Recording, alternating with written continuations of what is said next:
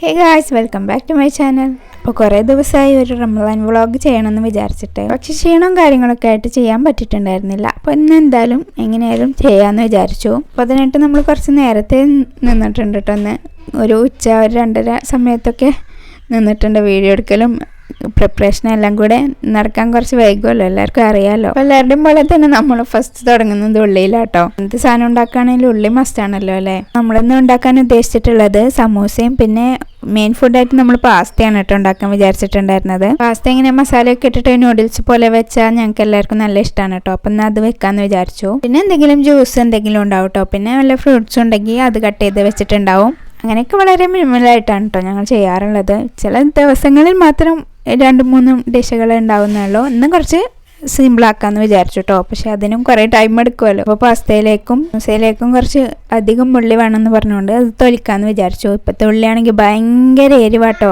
ഉള്ളി അരിയുന്ന സമയത്താണെങ്കിൽ കണ്ണിൽ നിന്ന് വെള്ളം വന്നിട്ട് ആകെ ഇടങ്ങേറാവും. അപ്പം എന്തായാലും ഇപ്പം അത് അരിഞ്ഞ് വെക്കുകയാണ് കേട്ടോ. തൊലിച്ചല്ലി അരിയാൻ നിന്നപ്പോഴേക്കും ഉമ്മ വന്നു. ഇനി ഞാൻ അരിയാന്ന് പറഞ്ഞിട്ട് കുറച്ച് ഞാൻ അരിഞ്ഞ് വെച്ചിട്ടുണ്ടായിരുന്നു കേട്ടോ. പിന്നെ അത് ആക്കി പിന്നെ നമ്മൾ പാസ്തയിലേക്കുള്ള ചിക്കനും സമൂസയിലേക്കുള്ള ചിക്കനും എടുത്ത് മസാല കൂട്ടി വെക്കുന്നുണ്ട് കേട്ടോ.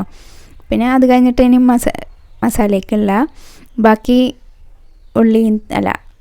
തക്കാളിയും പച്ചമുളക് അതെല്ലാം അരിഞ്ഞു വെക്കാൻ പറഞ്ഞിട്ടുണ്ടായിരുന്നു. അത് നമ്മൾ സെറ്റാക്കി വെച്ചിട്ടുണ്ട് കേട്ടോ. പിന്നെ ഈ കിടന്ന് തിളക്കുന്നത് പാസ്തയിലേക്കുള്ള മസാലയാണ് കേട്ടോ. പിന്നെ അതിനുശേഷം നമ്മൾ വത്തക്ക വെട്ടിയിട്ട് ജ്യൂസ് ഉണ്ടാക്കാനുള്ള പണി ചെയ്യാമെന്ന് വിചാരിച്ചു.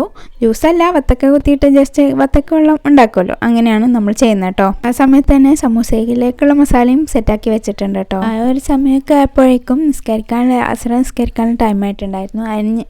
അതിന് വേണ്ടി വന്നതായിരുന്നു കേട്ടോ ഞാൻ റൂമിലേക്ക്. ആ സമയത്ത് നല്ല കാറ്റുണ്ടായിരുന്നു കേട്ടോ. അതുകൊണ്ടാണ് റൂമിൽ തീരെ ലൈറ്റില്ലാതിരിക്കുന്നത് കേട്ടോ. പിന്നെ കുറച്ച് സമയത്തിന് ശേഷം നന്നായിട്ടൊന്ന് മഴ പെയ്തും ചെയ്തിട്ടുണ്ടായിരുന്നു കേട്ടോ. നല്ല ചൂടല്ലേ, അതിന് നല്ല ആശ്വാസം ഉണ്ടായിരുന്നു കേട്ടോ. മഴ പെയ്ത സമയത്ത് ഒരു 8 മണി വരെയൊക്കെ മഴ എന്തായാലും പെയ്തിട്ടുണ്ടാവും കേട്ടോ. പിന്നെ നിസ്കാരമെല്ലാം കഴിഞ്ഞ് അടുക്കളയിലേക്ക് വന്നപ്പോൾ ഉമ്മ സമൂസ എല്ലാം ചുറ്റി വെച്ചിട്ടുണ്ടായിരുന്നു കേട്ടോ. പിന്നെ അതെല്ലാം പൊരിക്കലായി എല്ലാം സെറ്റായിട്ടോ. അപ്പോൾ ബാങ്ക് കൊടുക്കാൻ ഏകദേശം 2 മിനിറ്റ് ഉണ്ടായിരുന്നുള്ളൂ കേട്ടോ.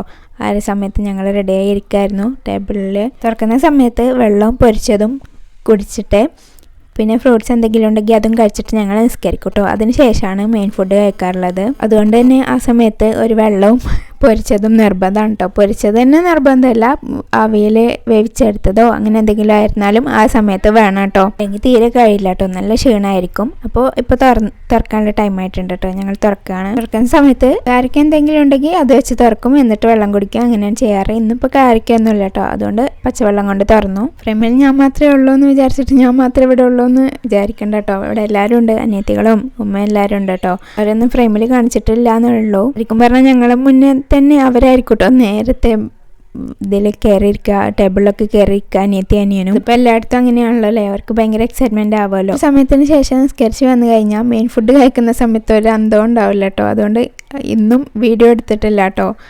പാസ്തേൻ്റെ വീഡിയോ തീരെ കിട്ടിയിട്ടില്ല. ഇപ്പോൾ ഞാൻ ഫോൺ നോക്കിയപ്പോഴാണ് ശരിക്കും മനസ്സിലാവുന്നത് തീരെ വീഡിയോ കിട്ടിയിട്ടില്ല കേട്ടോ. ഞാൻ ജസ്റ്റ് ഒന്ന് എടുക്കണമെന്ന് വിചാരിച്ചതായിരുന്നു, പക്ഷെ ആ ഒരു സമയത്ത് മറന്നു പോയിട്ടുണ്ടായിരുന്നു. പക്ഷെ ഞങ്ങൾ എല്ലാ പ്രാവശ്യവും ഒരുക്കി വെച്ചിട്ട് ഫോട്ടോ എടുക്കണോണ്ട് അത് കിട്ടിയിട്ടുണ്ടായിരുന്നു കേട്ടോ. അതിൽ പാസ്ത പിന്നെ ഉണ്ടാക്കി വന്നപ്പോൾ പാസ്തയിൽ കുറച്ച് എരിവ് കയറിപ്പോയിട്ടോ. അപ്പോൾ അനിയനും അനിയത്തിക്കും അത്ര എരിവ് കഴിച്ച ശീലമില്ലാത്തതുകൊണ്ട് അവർക്ക് വേണ്ടിയിട്ട് മുട്ട പൊറോട്ട ഉണ്ടാക്കി വെച്ചിട്ടുണ്ടായിരുന്നു കേട്ടോ. അതാണ് അടുത്ത പ്ലേറ്റിലുണ്ടായിരുന്നത്. പിന്നെ നിസ്കരിച്ച് വന്നതിന് ശേഷം ഞങ്ങൾ മെയിൻ ഫുഡ് കഴിച്ചിട്ട് വീണ്ടും ഇശാ നിസ്കരിച്ച് കിടക്കും കേട്ടോ. അപ്പോൾ ഇതൊക്കെയാണ് എൻ്റെ ഇഫ്താർ വിശേഷങ്ങൾ ഗൈസ്. അപ്പോൾ എല്ലാവർക്കും ഈ വീഡിയോ ഇഷ്ടപ്പെട്ടിട്ടുണ്ടാവുമെന്ന് വിചാരിക്കുകയാണ്. ഇഷ്ടപ്പെട്ടിട്ടുണ്ടെങ്കിൽ തീർച്ചയായിട്ടും ലൈക്ക് ചെയ്യാനും ഷെയർ ചെയ്യാനും ചാനൽ സബ്സ്ക്രൈബ് ചെയ്യാനും മറക്കല്ലേ. അടുത്തൊരു വീഡിയോ ആയിട്ട് വരാം. അതുവരെ എല്ലാവർക്കും ബൈ.